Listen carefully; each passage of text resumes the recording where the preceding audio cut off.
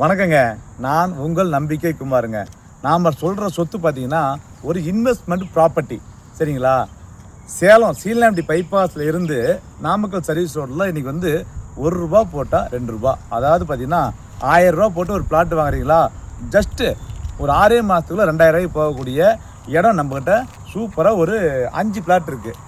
கால் பண்ணி அந்த இடம் எங்கே இருக்குது அப்படின்னு கேட்காதீங்க. நேரில் ஆஃபீஸ் வாங்க. இந்த இடம் பார்த்தீங்கன்னா நான் ₹900 நான் தரேன். ஒரு அடி ₹900.